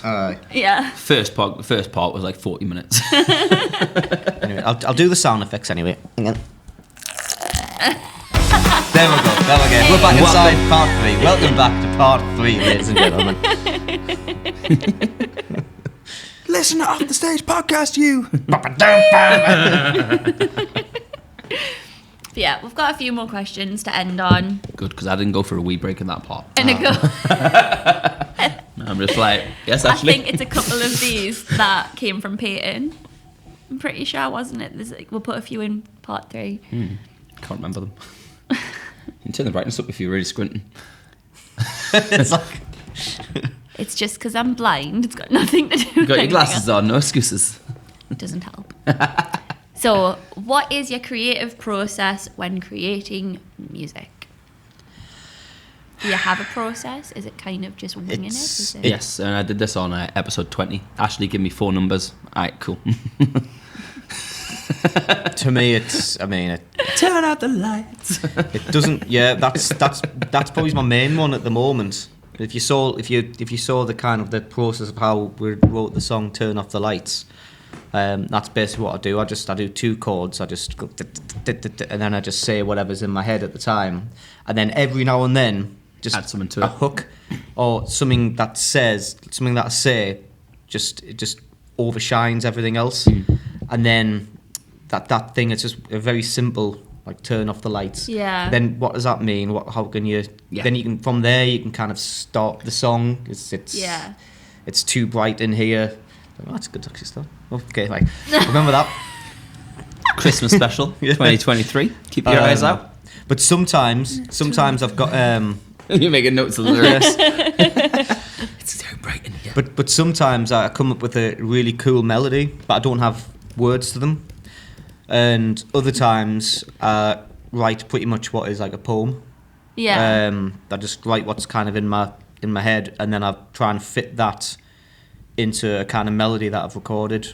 It changes. It just depends on your mood, really. But the most funnest songs are just kind of like spur of the moment, just What, play they them, just like 'cause fall into place? fall sort into of place. thing. Yeah, just happens. Just it's not really much advice, really, but it just play. Just if you're in a band and you're thinking of what songs to write, just get the guitarist or the bassist, just give you a line. The drummer will do his own thing. Then the singer will waffle on for a little while, and you'll come up with something flipping mint. I can guarantee it. I Or think you it's better won't, than but record it overthinking anyway. though, like, Yeah, it the is. only kind of writing experience I have is like when I've written started writing books because I Yeah. never finish them. No, I never finished. Like it, when I so- start You just writing get like books 2 and chapters things in and like go, that, fuck this. Yeah. I'll have an idea in my head and I just throw everything onto a piece of paper, Mm-hmm. like whilst it's there, and then I just kind of branch it off. I suppose it's quite similar when it comes to songwriting. It's and songwriting. stuff. It's a story. Yeah, The old word for story was song. yeah. Like, so people used to say, I've got a song, which is not really a song, it's not a melody, it's a story. So just write stories, just really short stories, because I've got such a short attention span, I can only write up to 3 minutes long. I've got a song that's less than 2 minutes. It's great. Got a Is song. that He Loves You? Yeah. It's a great song about how Ashley had somebody else that liked her. I was like, That I was can one with him. was one of my favourite songs, actually. It was a good banger, wasn't it? I say did banger. like It was very I acoustic. know what it is. I song. hate the fact that I love that song. Yeah. Yeah, I'm proud of that song. It's because I know fantastically everything written. behind that song. No, it's really, Fantastically written. that's a really nice song, that. It's very few songs that open with "I don't love you," and then we'll go, I'm sorry. Excuse me. How dare you? Go check out He Loves You. It's 2 minutes of your life. You might not like it. I'm sure it's less than 2 minutes, isn't it? Isn't it like 1 minute and 50 something? Let's find out. Is it? I might be completely wrong. He But I'm Loves sure You it's by less Conor than 2 Michael. minutes. I liked directing the music video of that because it was only 1 that was minute a 50 really long. that was a really nice music video as well. How simple it was. yeah. We're digressing again. We'll do this Yeah, every 1 minute time. 55 seconds. Yes, I knew it was less than 2 It's alright minutes. then. Well, you got You're gonna get copyright. yourself copyrighted for your own music. I think Do you know, I've had that before. Was it Home that came out? Yeah, it was. And I advertised my single like, oh, Home's going It to was come on out on Instagram, Facebook. wasn't it? It's Facebook. Was it Facebook? And Facebook went, we have to turn the music off because of copyright. It's my fucking song. the thing with distributors though, it's like Imagine they them being control like, I'm sorry, copyright. Ed. Shape You're of not you. allowed. Shape of you's in the charts. Can't be putting that on Facebook. Sorry, lad. I'm sorry. I mean, he did have a court case, to be fair. Yeah. He did actually, didn't he? Was it that one? He's had a court case with flipping loads, hasn't he? Probably. But he has got a point. He's like, there's 12 chords. 60,000 songs come on Yeah. Spotify every year. What do you expect? Yeah. Well, there's that song by Axis for Awesome where it's like every song that's four Four chords chords. long and it's just one long song. I do that of with different Shotgun when I do it songs. live. Yeah. Yeah. Well, it's what we used to do on the phone when you'd ring us. You'd be like, give us a song and I'd shout songs and you just Sing carry them it back. on that Yeah. way, yeah. That's it. But we digress. There's only 6 ways to write a song. Just flipping write. And yes, I'm on a few like, especially like on Reddit. It's like a songwriting page. Oh, there's a song that sounds a little bit like that. Who cares? Just flip and write it and release it. Just what's Yeah. the worst that'll happen? Like you'll get put into court. I mean, your song's never going to be that famous anyway. Let's face it. But if Like, you get sued, if it does- whoever copyrights you, it's going to go in the media. Free promo. Exactly. Free promo. What's Might the just worst? re-release A-Team and see what happens. The worst case, you Change give one word. you give half the The B writing. team. you give up off. You get a good court case, good PR, and you give half the songwriting rights to the person who's claimed copy it off you. Just give it up, and then you've got a name for yourself. Yeah, basically. You just, Do you know how to get around the copyright thing for songs? no. If we do this quick enough, we can do a Christmas single this year. Right. It needs to be ready by Monday. God. You know what I'm like. But go on then. What would you do? Coming home for Christmas. It's coming home for Christmas. Coming home for Christmas. If we can figure that out as a charity thing and Yeah. we do the copyright. And because my mate Patrick had a very good point. He went, if England win the World Cup, because it's on the Sunday, the Christmas UK #1 will be whatever that week follows. And if England win it, it's coming home 3 Lions will I'm probably not be going to UK lie, #1 for based on the Christmas. fact that there's already a little bit of a copy thing going on at the moment, probably not the best thing to talk about on the podcast because I guarantee next week something's going to come out. Yeah, I bet someone's already done that. To be fair, like it's true. And we will back Someone's the already other done party. that 10 minutes after this was Yeah. released. True. But in theory, then you can think how many pub quizzes are going to be? The year England won the World Cup in 2022, what was the song of that? What was the Christmas UK #1? Let the party set the flag. Aye. That's the charity If single you reckon for we the, can do this for the in slaves 6 that died. days. For the slaves that died building the stadiums.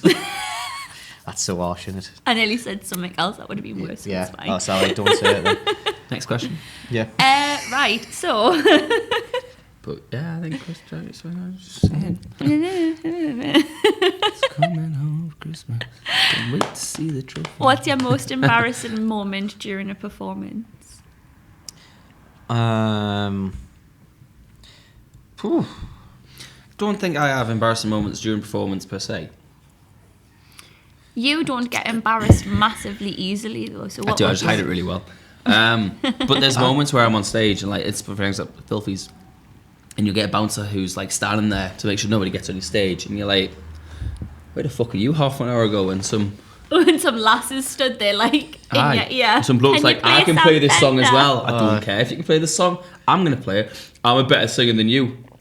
How come I'm the one on stage? Sit the fuck back down. The amount of people that I've ended up It's like, oh, arguing crazy. with because I hear them behind us. And then when like, there's "Are no you trouble, doing it?" the bouncer stand on stage, and you go, "Hey, you're an hour late, but whatever." Yeah. And you know when you're hitting high notes and you let off a fart at the same time, and you're like, it's great. You're Yeah. in your own space. And then you've got to think, I'm so sorry. I don't mind when you do that in someone's stage invades. It's like, that's your fault. You walked on my stage. You deal with that. Can you play? Aye, fuck off. So, I think I very nearly shot myself on stage once. Nuts. I could probably. The thing, the amount of Guinness and Red Bull It's I how go I through. got taught how to belt, push like you poop. That's literally how I got taught how to belt me voice, was because obviously you use your diaphragm. It's like push like you need to poo. So you push and it belts your voice. And I was just going, oh, right, okay. Well, I tell you the story. I was about to set up at Filthy's, and I really needed like a fart, and I thought let's do a quick one. So I let out one, and it was just one of the really wet ones. Yeah. Where you think, have I just shot myself there? And I was like, because you've only got like 10 minutes to set up and stuff. You think, well, I can't just like leave the stage and check. So I'm gonna have to like potentially play this entire set, thinking that I 2 shot hours. myself. So people are coming up to us. Can he plus it? Stay away, just in case.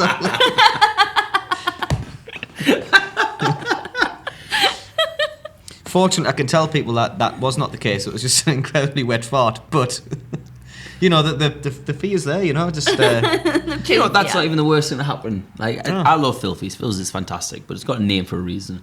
And I was gigging, and I gig with like my little phone holder on the mic stand. So I can just obviously read. Right, what song do you want to play? Right, I'll play that one. Just put it in. And Ashley will text us and be like, "Oh." I know what you're gonna say.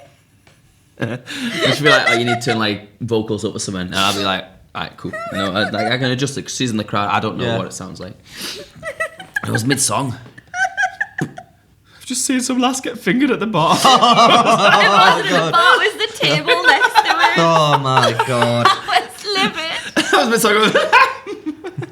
It was literally the distance of that chair next to this table, because there's obviously no other rectangle tables in that's front of the awful. stage, and I was sat on the sofa. It was great because then I was laughing, and I looked up, and she was like, So you knew it was I'm the girl in the flower dress. I was like, the one going. The one getting bent over the table backwards, yeah. I was like, oh my god. But all of his friends were around him going, and I was like, nah. Like, it's just so, like, that second-hand embarrassment. I got second-hand embarrassment watching that. God. And it's one of those situations where you can't look away. And I was it's like, yeah, it is. what's happening? Like, is this real? It's fantastic. And I'm like, I don't know what to do. And I was like, just don't join in. God, that is It was awful. so But you get them bad. kind of things in crowds, don't you? You do. It's weird. I've seen a couple of things like that when I've watched you at gigs, to be fair. What would be next? Moving on. Swiftly. Yeah, kind of. Yeah. What is the favourite piece of music that you've created, and why? I've got a particular. I think my favourite one that I've done is Sink the Ship. I fucking love that tune. Like, your band gig was amazing, but my favourite song that night was Sink the Ship, Yes. and it was just you solo. I agreed with I wrote a Yeah. similar song to that, and I tried to get Scott to feature in it, and then just never heard anything from him. That's the usual thing, to be fair. Like, Thank you. It's cute. But no, Sink the Ship was like my favourite song of that night. All the rest were great. They were fantastic. If I could, I'd say they were all like 9.5 out of 10, but Sink the Ship was that extra, Yeah, just it level was. up. it was my attempt to write like an emo song. Then it was just that's the Do you know best. what? It was more Biffy Clyro song. Should write an emo Yeah, song that's the called kind of vibe This it Emo was. Song. or This something emo like song. that. Yeah. This is an emo song. Yeah. I promise. In brackets. It's okay, this is an emo song. Yeah. The other one that I really liked was a song called White Skies. I heard that today. Yeah, that's sort of the one. When you had your big mullet. Yeah, I had my massive Oh, is mullet. it that one? That nearly got me You mullet showed back. us it, yeah. But it's just because This is it's James just, 8 years ago. it's a James story. when I was yeah. 20. I know I was with the promo for my 24. EP release. But yeah, that one. It's just a story about someone who's having a hard time coming to terms with like someone dying, and it kind of ends quite like a bittersweet, where it's like because this person's saying, well, I'm going to heaven, and heaven's this wonderful place, and like it kind of like it goes to the past. Well, it's not going to be great if like I'm not there or you're Yeah. not here, kind of thing. It's heaven must be too much long away to something. I can't remember what the hell that song is, but yeah, that's my favourite song I've written. But like the one that gets the biggest reaction that I'm most proud of at the moment is Sink the Ship. It's I a think fantastic tune. Yeah. It is really, really So- good. I have 3 choices. I don't know which way I go. Surprisingly, Home should be up there because it's the most acknowledged achievement. Not probably in my top 20, to be fair. So Home's very basic. Backstory to Home, I was trying to... Yeah. Tonight. Well, I was trying to... Ed Sheeran was just announced Bad Habits, and he just kept doing little teaser trips. And his song wasn't out yet, and I was trying to figure out the song. And I started playing with the bass rips of what it sounded like. I got the notes completely wrong. I think I got one right. There was a B minor in there.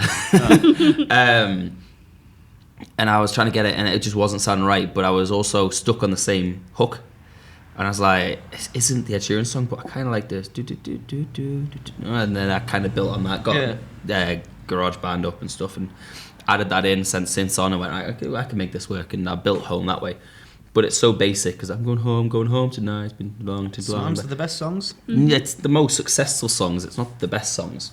Like, if you look at Damien Rice, Cannonball's the most successful song. Yeah. But like Colour Me In and Greatest Bastard are probably some of the better songs, you know. That's true. My 3 most proudest songs that I've created are Time Machine. I think as an overall lyrically, I think that was fantastic. To the point where when I recorded it the first time, completely messed up all the lyrics. Until Ashley's like, fuck's this word mean? Like, nothing. Just merged 2 together. He literally made a word up. And So I was is like, it- that doesn't make sense. It's abduction and objection. Yeah, he said abjection. Abjection or abduction. And that's how I did it. So when I think it was re-recorded abduction. it, I was like, so you the mean new Time Machine, abduction? if you check out the album I Don't Hold Grudges Write Songs, Time Machine, it says, The wrong word. I want to say I say think it's it's objection. abduction. So you went back in a time machine. However, if you go to the EP 4 years later, it says abduction.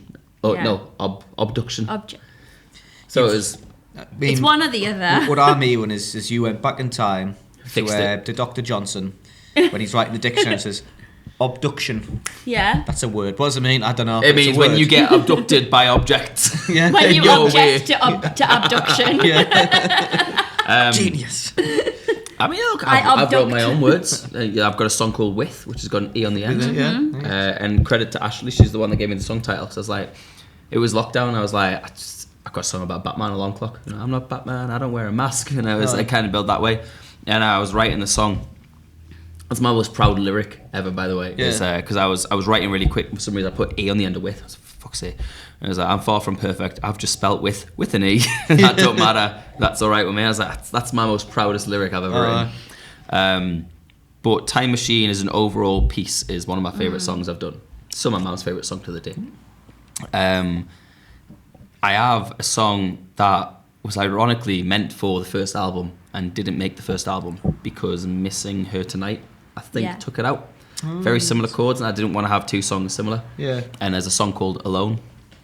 I And like it was the Alone. first song that I wrote where I went, I can do better than an EP. I could really fucking nail an album here. So Alone was the first song in the album. And it was on the second album. And then Missing at the Night overtook that because lyrically Missing at the Night is really cleverly written. Yeah. If I'm not bragging myself too much. Again, it's the slower songs that you're like, that's really fucking cool. And Alone lyrically might not be the best. It's better than Home lyrically. Yeah. But the performance with Home, I got to the point, I did a gig. Oh, where was I? It wasn't Bluebird. Which originals did we do before that? H&V. Yes. H&V Newcastle, they have live music every fortnight from Saturdays. We advertise it every Thursday. And James is going to be there on the 3rd of December, which is this Saturday, which is when this comes out, by Yeah, the when way. this comes out. Oh, wait. It will be. Is it really? Okay, yeah, I checked that. I was meant to mention that. And I did Alone towards the end. And at this point, I'd hooked the audience that were in because it's a really powerful song. It like People came around the it corner starts and building stuff. up and it builds up and it builds up, and you'll see it when Yeah. April kicks in. We'll discuss that in a bit. Cool. But it's a proper build up and it becomes like, holy shit, he's done that on our guitar. And like I got to the point where I was like, I shouldn't have played that. It's third last song of the night. That should have been early on to hook them in. So the gigs I'm planning next year, I did Blues and Bourbon last Friday, and it was like my third song of the night. And the gaffer was like, she cried watching it. I got a standing ovation. I was like, right, yes, nice. that is the song. I need to make it perfect in the studio before I do it. 'Cause Yeah, it's that the makes song sense. that needs to be up there. Yeah. But my proudest song is the one that makes everyone cry at a gig. Yeah, there is. And I know who's listening to my song. You know when you're doing an original gig, like you're not listening, you're not listening, you're not listening. Yeah, the people who. Yeah, I know who's listening by who's cried by the end of this song. Yes. It's not even joking. It That's is the worst thing. the most depressing song I've ever written in my life, and it's the first song that was fiction. Yes. I always base songs on like facts, and like I try and even if it's not as drastic, On experiences try and make and things stuff. Yeah. worse than the sound to make an emotional Yeah. song out of it. This is the first one I wrote, and it's at the very end of the album, and it's called Flowers on a Bridge. And the title of that probably suggests how it ends, but Yeah. it's a story about this fella who's he's sound, it's fine, everything's fine, as long as his family's fine, he works, he doesn't like his job, but he works, everything goes wrong, his car breaks down, but he's fine, and then he kind of just gets to the point where he's sick, and end of the song, there is flowers on a bridge. Oh, yeah, because he jumps off it. Yeah. Yeah. Yeah. And again, I did that blues movement, and there was like chilling me back. there was a lot of that's people that are chills, kind yeah. of like just wiping a tear. And I remember the first gig I did that was Riverside 2. Yes. I'd just Yeah, it was written the Don't Have Time upstairs for Your bit. Love upstairs. Yeah. And I remember playing that live, and I did the whole loop pedal thing with it. And like even when I was singing it, I was like, I can't go. Like I it took a lot of remember- effort to not cry at that I song. remember because we were on the phone when you were driving over the Tyne Bridge when you got the idea. You were, there's flowers on the bridge. And you're like, it's a song title. And I was like, Yeah, you're it not is, going to write a song And about it's- flowers on the Tyne Bridge. If you haven't heard it yet, it is the most soul destroying, but without being It's big headed, beautiful. the most It beautiful is song I could ever beautiful. written in my Because life. he rang us back 20 minutes later and he was like, listen to this. And I cried me eyes 20 out minutes on after the writing phone. the song, like 20 minutes after driving past, because like No, it's a it was 20 different- minutes after writing it, yes. But I literally just cried my eyes out and I was like, Con, I'm so depressed. And it's my mood killer. So at the end of last year's original gigs, I ended the set with it. Mm-hmm. Just for everyone to be like, what the fuck was that? And then encore, I'm going home and I'm going home tonight. Yeah. It's good. It's actually It's such a It contrast. actually was as well. Like, that kind of stuff works though because it makes the Everyone's like, at that point, everyone's listened. it But makes for that us- song to be yeah. effective, I tell them to shut the fuck up. I'm like, right, it makes listen. it makes the home sound more effective as an upbeat song because you get the It's such a contrast. yeah The guy's killed himself, but we're going home. yeah God what a message. and on that He's very not, though, bright that's- note. So yeah, I think Yeah. the best piece of music I've written is Flowers on a Bridge. Lyrically, I But would the best agree. live piece has got to be Alone. Like, as a performance, is just like Especially lately. Like, I think Yeah. about a month or two ago, I probably wouldn't have said that. I think I've figured But, out how to make it mint. You've nailed the sound of it through the loop pedal and obviously It's kind of like, you know, when we do vocally and the Belt a Psycho Tribute Killer, Yeah. and it's just mental on guitar. So it starts with, I've just got the guitar loop. If anybody doesn't know how a loop pedal works, the one mine has is 3 different tracks. And I do track 1, I'll record like the guitar bit. Track 2, I do the drum bit. Track 3, I do like a vocal harmony mic. And with Alone, I open with a very light guitar bit. Then I do just I think I do a snare drum on the muted guitar, and then I do a slight humming. Yeah. It's like a background to fill it. And then when it gets to the point, I'll start using the snare a bit more, and it builds the snare up. Then I'll drum it to the point where it's like Yeah. starts getting a bit more full. Then I go back to the chords, and I'll just play the chords a bit more aggressively. Then I'll go to the vocal mic, and I go from a high pitch harmony to a higher pitch harmony to a higher pitch harmony to a higher pitch harmony, come back into the chords, come back to the drums, and it's kind of like everything's Yeah. just built up. And then you scream pretty much to the end of the song until it cuts out, and you go back to what you originally Yeah. had, just the acoustic. Yeah. And Pretty cool. loop pedal's really cool. If anybody wants to know how that works, you know, drop me a message. I don't mind explaining it. Excuse me. Yeah, Yeah, I think. that was a large bit for me. Apologies. But What song are we gonna do? Actually, what would you like to hear? What are we doing? Are we doing yours or mine or both? I was going to say, I like, don't mind doing one like each. no, I think we should do one together. To be honest, Cool. Which one? well, that's what I'm asking. Was there any other questions before we? Oh. the only thing left to ask is if you've got any upcoming shows and what's your socials. Social is James Berry UK. I mean, officially it's not very social. It's supposed to be a joke. Anyway. That was fun. Yeah, just James Berry UK on absolutely everything. I honestly don't know what mine is. It's Connor _ Michael _ It used to be music. It used to be Connor _ CMW _ music. Sure, it's Connor. Just if you search Conor Michael, it appears, but that's Connor with one N. CON1NO. If you go Twitter, I pretty much discuss loads of Aston Villa stuff. It's Connor _ Michael _ music. There you go. Instagram, Connor _ Michael _ music. Facebook, probably the same. YouTube, probably the same. Upcoming shows. Yes, upcoming shows. What month are we on now? November? Yes, we are. Some my Blues and Bourbon one coming into December. I might have one on the 23rd of December. I feel like I've accepted a support slot. Now I really can't remember what the details is. Gateshead, if you're about. January, which I need to re-record this promo video, by the way, James. Mm-hmm. Yes. Little Buildings, 28th of January. We have support from Josh Hennigan and the Priters, both featured on this podcast before.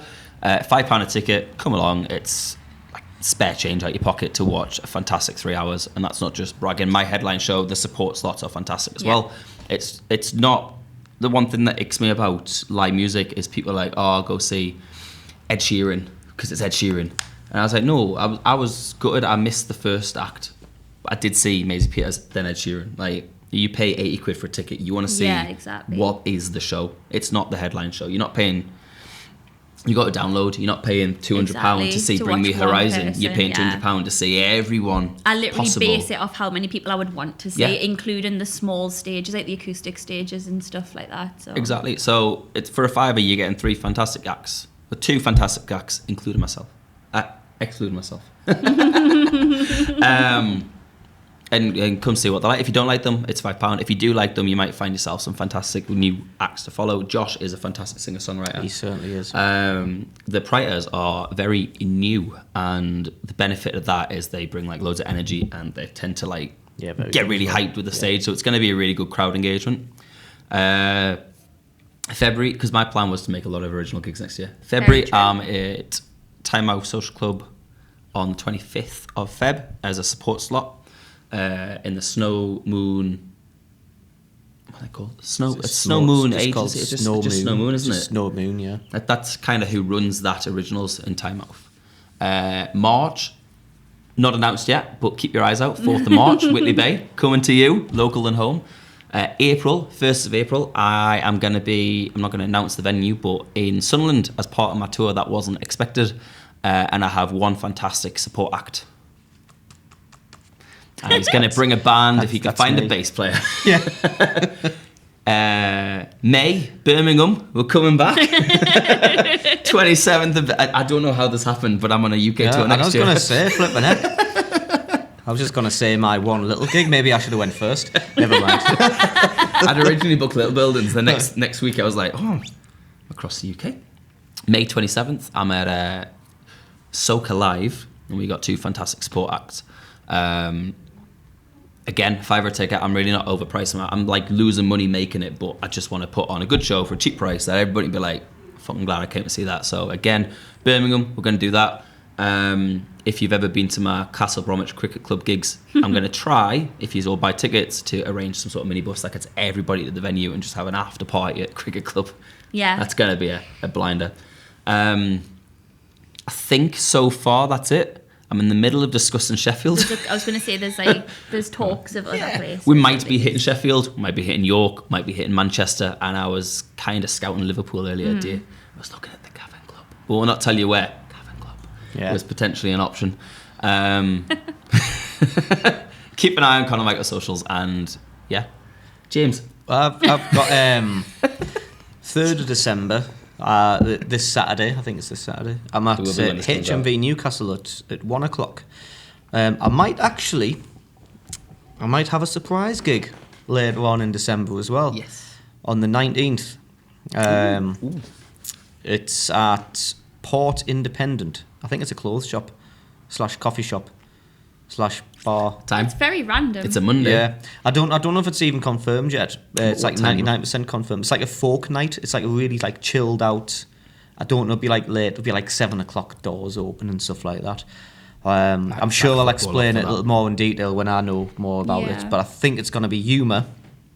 This Little Bird, brilliant artist, and myself is not be the band. It's just a That's fine. chilled out. You solo is mint. Yeah. I'll be playing a load of just not something I usually play, not the upbeat, random. I mean, I'll not be banging on about Chelsea Jackson or anything like that. I'll not be calling myself a miserable bastard. I'll just be sitting down. I'll be talking. Yeah. Just nice story John songs. Corabi style. Yeah, pretty much. Yeah.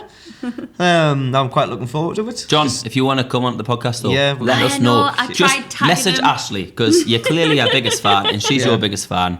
And drop her a message. We'll get you on a podcast. We don't mind. If you pay for your flights, we'll welcome you in here. And He's in the UK at the minute. Well, no, we'll- he's going to be in the UK. I think he's in France at the moment. And you come to the UK, we will break the expenses and buy you a pint. Yes. He's coming to London because I tagged him in a story. Between like, us. Oh, right, okay. So we've got to make it to London. If you can pay for our train tickets. And accommodation. Yeah. And give us VIP tickets to your gig.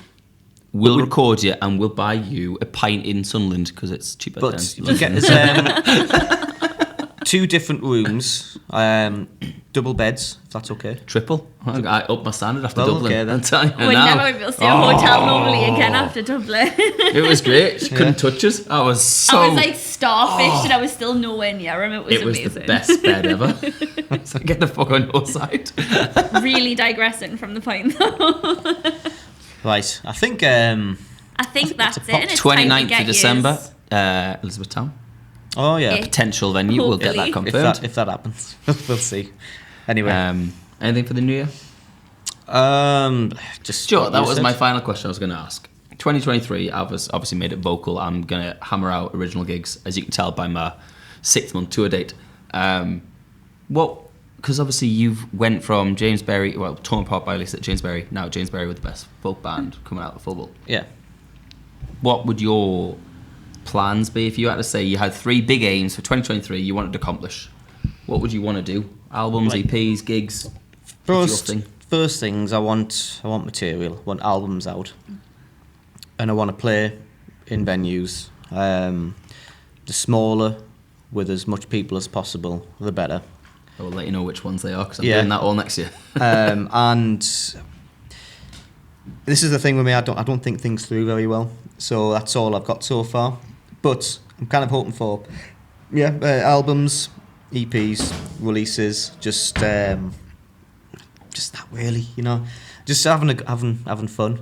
I'm at the point where I just there'll be a song that you'll hear called "Going Nowhere," Cool. where it's just about going nowhere. Like I've given up making it, so to speak. I'm just here to have a good time, just have fun. If something comes off that, then fair enough. But I'm not gonna push that. I have kind a of similar stuff. one called Burning Alive. Yeah. It's about trying to make it, but it's just fucking. It's just so not hard. happening, and Yeah. you're just burning the candle at both ends, basically. So yeah, it's just about gaining. What I'm trying to do, if I'm honest with you, it's not about like not making it. Everyone wants to flip and make it, but it's just gaining a following, gaining people who like what we do and understand what I'm about. I felt it hard to what I feel I'm trying to come across. I felt that people haven't really got it, but I think they do with when I've got the band. I think and I think I do more as well.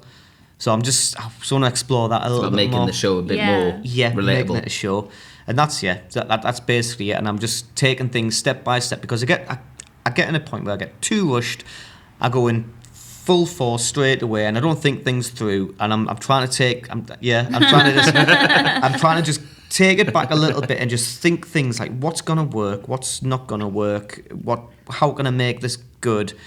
Just watch the space. As I say, I do want to do things. It's just I want to take it one step at a time. It's just like starting from scratch, basically. So That's the difference. I mean, James is thinking it through. He knows exactly what he wants to get, planning it. I'm like, ooh, another venue. And he has me in his another ear venue. going, hang on. You haven't even paid your taxes for last What? year. Yeah, but Sheffield. Harry Jimmy. Do you need But yeah, I think that's everything I've got. So Yeah. it's just whatever you decide that you want to say. Yes, so if you want to contact us, we are Off The Stage UK on everything but Twitter, Off The Stage 2. offthestageuk@gmail.com. Let us know any musicians you want us on as guests. We were meant to have 2 on today, but obviously last minute changed plans. Who we got on next week? Is it Ellen? Ellen, yeah. Which is LN. LN? Yeah. You know what? I've briefly met her. Yeah. I think passing at... I don't know if I met her at This Is Tomorrow Fest, but we met her at Cozy Joe's. Were we in Cozy Joe's? When? Maybe it was just me, Scott and Johnny. Well, anyway, she's on. She's on next week. I'm cute. So, possibly. Well, Cozy Joe's, there was... anyway, yeah. Final question, Ashley. Which song do you want us to play? Whose song are we playing? Well, that's the thing. Like, who's he's gonna? I don't think you know. I don't have any of my songs recorded, so I don't know if you know. I mean, I'd be happy to do one of my songs, but I'm happy to do one of your songs. Tell you what, we'll go off camera. We'll go off camera. And we'll discuss. It, and we'll surprise you all. Yes. How about that? I think that's a good shout. Yeah. 2 hours later, thank you for watching Off the Stage. Tell your friends, tell your family, leave us reviews and spread the word. You know, share the Facebook page because we're only on 200 likes. And there is a podcast that's trying to copy us, and they're on double that already. So please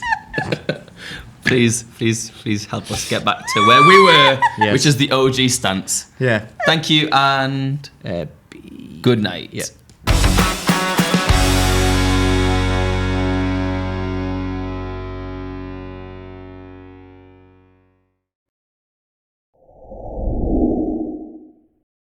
Sausage roll. This is one of my own songs. It's called Sir Miserable Bastard. It's got a lot of swears in it, so if you're easily offended, fuck off.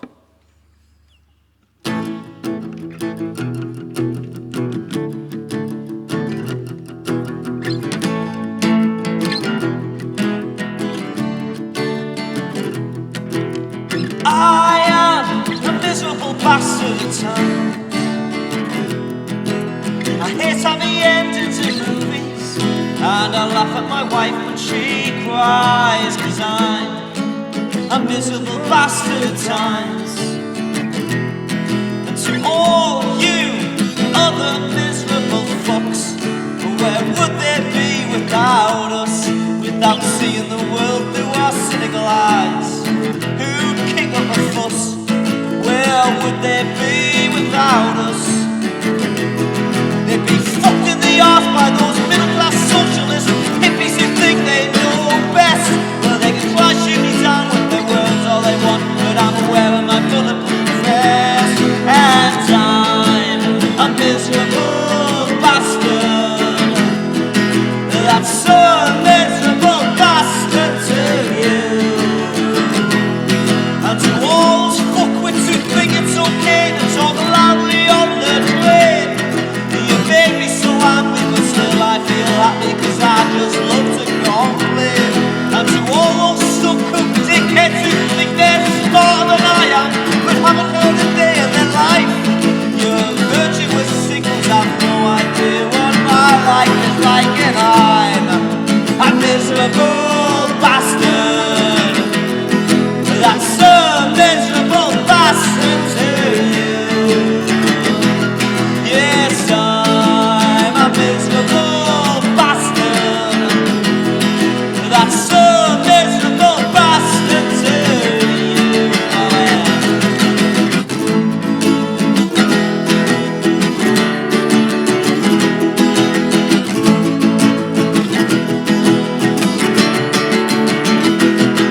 To all those arseholes who made me this way, those cunts and flashcards who never indicate, can't you see the sign says we're closed, but you still buy a cup on the shop door anyway, and you're the reason I'm a miserable bastard today.